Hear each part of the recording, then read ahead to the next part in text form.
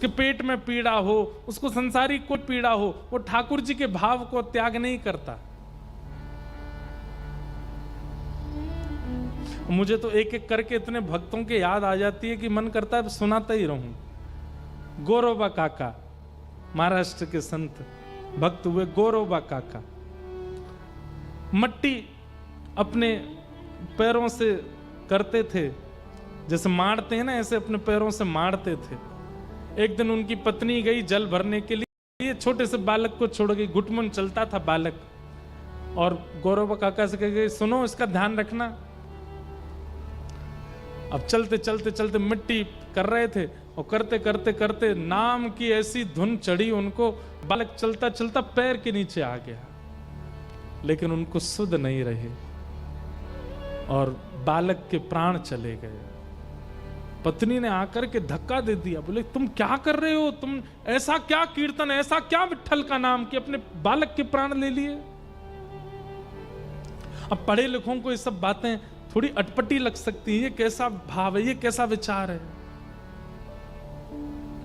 गौरोबा काका बोले मुझसे अपराध हुआ, मैं उसका दंड भोगने को तैयार हूं, पर नाम जब प्रकट हो गया था तो तुमको नाम पर विश्वास करना चाहिए था। ठाकुर जी सब मंगल कर देते, लेकिन तुमने नाम अधूरा छुड़वा दिया, तुमने मेरा नाम यहीं रुकवा दिया। मैं प्रतिज्ञा लेता हूं आज के बाद तुम्हारा स्पर्श नहीं करूंगा। कथा तो बहुत बड़ी है। फिर एक दिन गलती से स्पर्श अपनी पत्नी का हो गया, तो गौरोबा काका ने जब देखा कि निद्रा में मेरा स्पर्श हो गया पत्नी से, अपने हाथों को लेकर के गए और जाकर के महाराज दोनों हाथों को कटवा दिया कि जो हरि विमुख का स्पर्श करे, ऐसे हाथों को लेके मुझे क्या करना, बिना हाथ के रहने लगे। लेकिन जीवन में उनको कभी ग्लानि नहीं हुई कि मेरे हाथ नहीं है, मैंने अपने हाथ कटवा दिए। बिना हाथ के बड़े प्रसन्न रहते थे, बोले जो हरि का नहीं है उसको रख करके क्या करना। पर आप एक दिन कीर्तन में गए और कीर्तन में ऐसा धुन चल रही थी, सब ताली बजा बजा के नृत्य कर रहे थे, तब गौरोबा काका के मन में पहली बार आया कि आज तक मेरे हाथ नहीं है, इसकी मुझे ग्लानि नहीं हुई, लेकिन आज मुझे लग रहा है कि अगर मेरे हाथ होते तो मैं भी ताली बजा के नृत्य करता, मेरे हाथ ही नहीं है। उन्होंने ऐसा चिंतन किया मात्र था कि मेरे हाथ होते तो मैं भी ताली बजाता। कीर्तन चलते चलते चलते गौरोबा काके दोनों हाथ प्रकट हो गए और ताली करताल बजा करके नृत्य करने लगे। अब ये ताप है, ये पीड़ा है। संसार का व्यक्ति पीड़ा में विचलित हो जाता है, उसके अनुकूल भोजन ना बने विचलित हो जाएगा, उसके अनुकूल बिस्तर ना हो सो नहीं पाएगा, उसके अनुकूल जीवन साथी ना हो छोड़ देगा, उसके अनुकूल स्थान ना हो चला जाएगा। पर वैष्णव कैसा होता है, चाहे कितनी प्रतिकूलता मिल जाए, दैहिक मिल जाए, मानसिक मिल जाए, बौद्धिक मिल जाए, शारीरिक मिल जाए, पीड़ा तो आती है लेकिन उनका प्रभाव अपने ऊपर दिखने नहीं देता, प्रसन्न रहता है, आनंद में रहता है। इन तीन प्रकारों के तापों का जो उपशमन करता है वो श्रीमद् भागवत। पीड़ा तो आएगी जीवन में, लेकिन वो पीड़ा आपके ऊपर प्रभाव नहीं डाल पाएगी। ये भागवत जी का प्रयोजन है, तापत्रयोन्मूलनम। ऐसी श्रीमद् भागवत की मंगलमयी कथा हम आप सब लोग श्रवण कर रहे हैं। ठाकुर जी जैसे वैसे ही रहते हैं, कभी कोई परिवर्तन उनमें नहीं दिखता। क्यों? क्योंकि हमारे विश्वास में कहीं ना कहीं अभी कमी है, हमारे प्रेम में कमी है, हमारी भावनाओं में, हमारी श्रद्धा में कमी है। हम लोग कहीं ना कहीं स्वार्थी बन जाते हैं, इसी कारण से वो केवल एक स्थिरता बनी रहती है। ठाकुर जी सचल नहीं होते। श्री नामदेव जी महाराज, श्री तुकाराम जी महाराज, ज्ञानेश्वर माउली, जनाबाई, ये जितने नाम हैं भक्तों के, इन सब ने ठाकुर जी को सचल किया, और आज की भाषा में कहूं तो आउट किया था। ठाकुर जी हिल गए थे इनके लिए।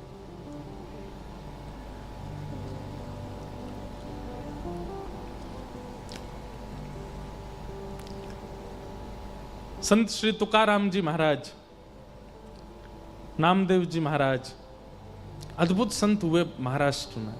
मुझे बहुत प्रिय है महाराष्ट्र के संत, मुझे सबसे ज्यादा भक्त मुझे प्रिय है महाराष्ट्र के।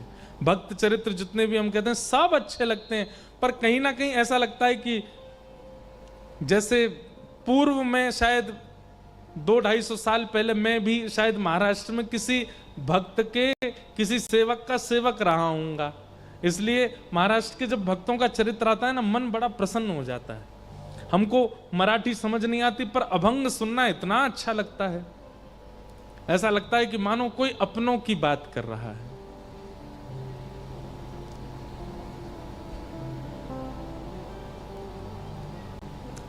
नामदेव जी महाराज एक दिन कीर्तन कर रहे थे और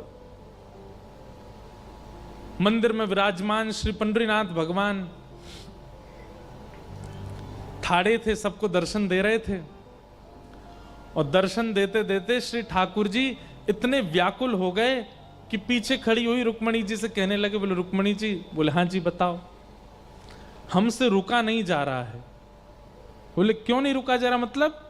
बोले नामदेव जी इतना सुंदर कीर्तन कर रहे हैं, इतने आनंद से नृत्य कर रहे हैं, इतने सारे वैष्णव मिलकर के करताल बजा रहे हैं, मुझसे रुका नहीं जा रहा। मेरा मन हो रहा है कि मैं भी कीर्तन में चला जाऊं, जाकर के नृत्य कर लूं थोड़ा सा।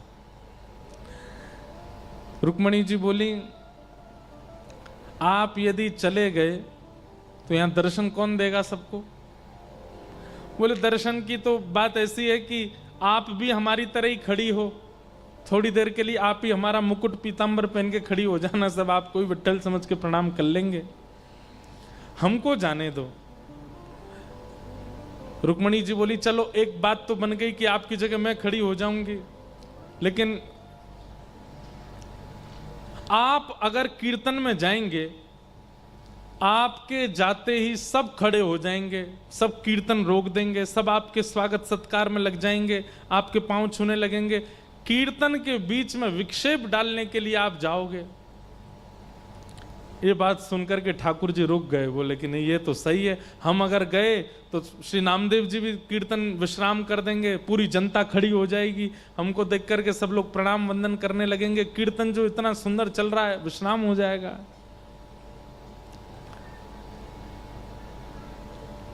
रुक्मणी जी ने जैसे ही देखा कि श्री पंडरीनाथ भगवान थोड़े से मुख मुरझा गया कि कीर्तन में हम नहीं जा पा रहे। हम इस बात को इसलिए बता रहे हैं कि नामदेव जी के शब्द में इतना इतना प्रेम था कि मंदिर में बैठे ठाकुर जी व्याकुल हो रहे थे। नामदेव जी बुलाने नहीं गए, ठाकुर जी व्याकुल हो रहे हैं कि मुझे कीर्तन में जाना है। हम सामने खड़े होकर पुकारते हैं ठाकुर जी को, कोई फर्क नहीं पड़ता, यूं ही खड़े रहते हैं, लेकिन नामदेव दूर कहीं पंडाल में बैठ करके कीर्तन कर रहे हैं और ठाकुर जी मचल रहे हैं कि मुझे जाना है वहां पर। रुक्मणी जी ने जैसे देखा ठाकुर जी का मुख मुरझा गया तो रुक्मणी जी बोली एक काम कीजिए। बोले क्या? ये आप काली कमली ओढ़ते हैं ना, इसी को सॉल बना करके और ढक करके अपने आप को और आप चले जाओ कीर्तन में। लेकिन सुनिए, क्या पीछे ही खड़े रहिएगा, कहीं आगे मत जाइएगा, एकांत में बिल्कुल जहां कोई ना हो वहां खड़े होकर के कीर्तन सुन लीजिएगा, थोड़ा आनंद लेके आप आ जाओ। ठाकुर जी बोले ये बढ़िया युक्ति बताई। ठाकुर जी ने तुरंत सॉल ओढ़ी और पूरा अपना सर्वांगीण अंग ढक लिया, काली सॉल और कालो लाला, दिखाई तो दे मैंने लेकिन ठाकुर जी की पहचान तो चाल से ही हो जाती है, उनकी चाल ही ऐसी मदमस्त है कि कोई ना पहचाने। लेकिन फिर भी ठाकुर जी को यह था कि विक्षेप नहीं हो कीर्तन में, मैं पीछे जाके खड़ा हो जाऊंगा। आहा, ठाकुर जी पीछे आकर के खड़े हो गए। हजारों की तादाद में वैष्णव बैठे थे और श्री पंडरीनाथ भगवान पीछे खड़े होकर के एक दीवार से टेक लगा करके मधुर भाव से नामदेव जी का कीर्तन सुन रहे हैं। और सुनते सुनते सुनते सुनते जैसे जैसे कभी कभी श्रोताओं में उचंग आती है ना, ऐसे ठाकुर जी में उचंग आने लगी। और जैसे ही कीर्तन की गति लय तेज हुई, थोड़ा कीर्तन की गति तीव्र होने लगी, श्री ठाकुर जी भूल गए कि मुझे सबसे छुपना है। वहीं कमर पर हाथ धर के उछल उछल करके कीर्तन करने लगे, नृत्य करने लगे। और नृत्य करते करते ठाकुर जी के नेत्र बंद हो गए। अब जैसे ठाकुर जी नृत्य करने लगे, धीमे धीमे जनता में प्रवेश करने लगे। अब पहले तो लोग उनको जगह नहीं दें अंदर आने की, लेकिन जैसे पीछे मुड़ करके देखें कौन है धक्का दे रहा है, पीछे देखें तो साक्षात पंडरीनाथ, और अपनी कमर पर हाथ धर करके मधुर भाव से नृत्य कर रहे हैं। हल्ला हो गया सब श्रोताओं में, अरे साक्षात पंडरीनाथ आ गए। सब ने मार्ग दे दिया और श्री ठाकुर जी नृत्य करते करते नेत्र बंद हैं, अश्रुपात प्रेमाश्रु गिर रहे हैं नेत्रों से, और कभी भुजा उठा के नृत्य करते हैं, कभी कमर पर हाथ धर के नृत्य करते हैं। सब देख करके आश्चर्यचकित हो गए। ठाकुर जी नृत्य कर रहे हैं और नृत्य करते करते जैसे ही सन्मुख आए, इतनी तन्मयता से ठाकुर जी नृत्य करने लगे कि ठाकुर जी की पीतांबरी धीमे धीमे खुलने लगी और खुल करके सर्वांगीण अंग से पीतांबरी उतरने लगी। लेकिन ठाकुर जी को भान नहीं है कि मेरी पीतांबरी उतर रही है।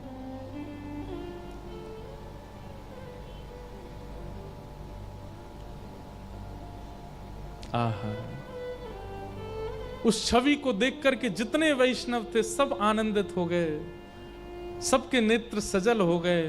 सबने ठाकुर जी को प्रणाम किया, दंडवत किया। इतना प्रेम ठाकुर जी करते हैं एक वैष्णव वाणी से। एक अभंग गाया जाता है, उसका अर्थ तो मुझे ज्यादा नहीं पता। अबीर गुलाल उधरी तरंग,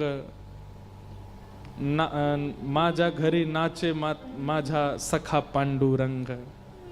नाथा घरी नाचे माझा सखा पांडुरंग। ठाकुर जी नृत्य कर रहे हैं।